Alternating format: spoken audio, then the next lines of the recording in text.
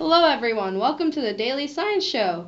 It is currently 12:30 p.m. on November 7, 2013. Last week, a random member of the audience had the opportunity to choose the topic for today's show, and the topic selected is genetically modified organisms. In order to address this topic, we have with us two genetic engineers, Miles Dayuv and Joseph Stom. Our audience member, Noble, here will also accompany us and is allowed to ask any questions he might have on the topic. How about you start by greeting our listeners today? Hello, everyone. Hey, what's going on? What do you want to start today with, Noble? Well, to tell everyone about myself, my family until now have been farmers, and I'm next in my family to be a farmer.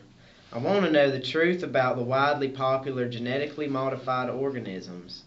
Can you please start by addressing what exactly genetically modified organisms are and what their purpose is?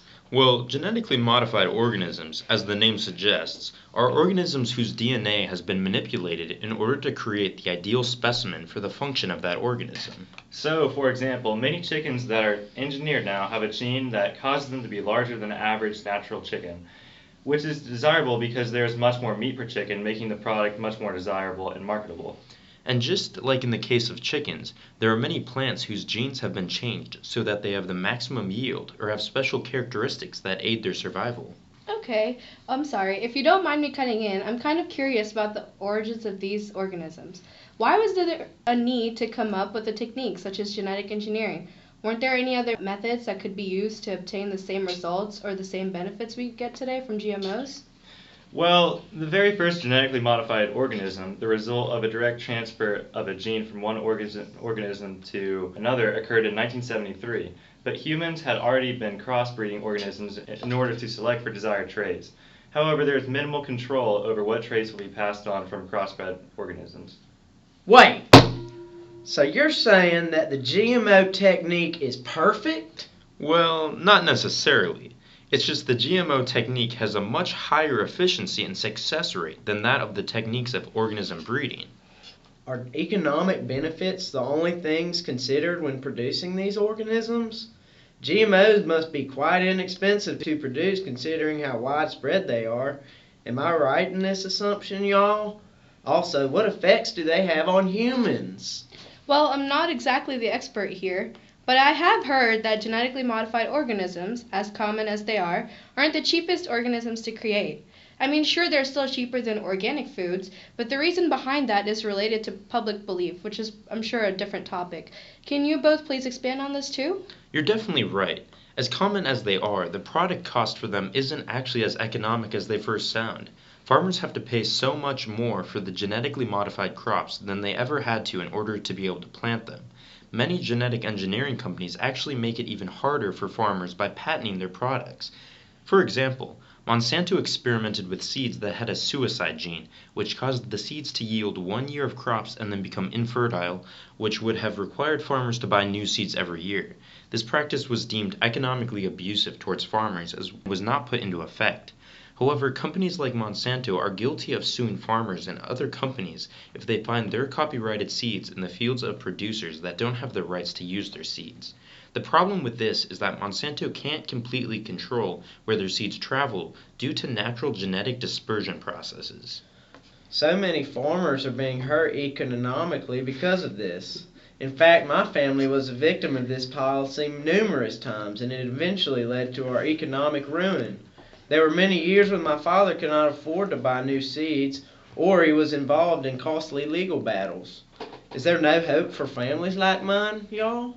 Well, it's definitely important to remember that their advantages might not be evident to everyday consumers and farmers. For example, GMOs are vital for many crop producers because they can get a product that is desirable by consumers. For example, there can be plants that have a disease resistance gene or a herbicide resistance gene. Both genes help the survival of plants, which indirectly means that we as consumers have more to consume, which will contribute to lessening food shortages. As for alternatives, as we've stated before, there are some, but they're simply not as effective. Well, can you tell us about the disadvantages of genetically modified organisms too?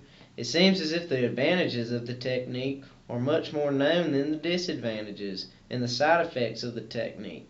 In my opinion, it's as if the advantages are advantages for the organisms itself more than the consumer, because there can definitely be negative effects on the consumers most of the time, and in some cases the organism itself too. You're right about that, Noble. In fact, there are actually studies showing that monarch butterfly caterpillars have been dying in large numbers because they eat milkweed plants, and the pollen from the Bt corn keeps blowing onto the milkweed plants, and the consumption of the pollen is killing them in large numbers. One study shows that by genetically engineering one organism in order to increase its survival, this has the adverse effect on the environment and other organisms. I can talk about disadvantages all day, sir, not because I research like you fellas, but because I personally saw some with my own eyes. My father used the seeds that helped to keep away pests for a couple of years. They worked fine in the first 2 years, but afterwards his money went down the drain as the crops died just the same because they were not effective anymore, and it just all ended up being the same as before.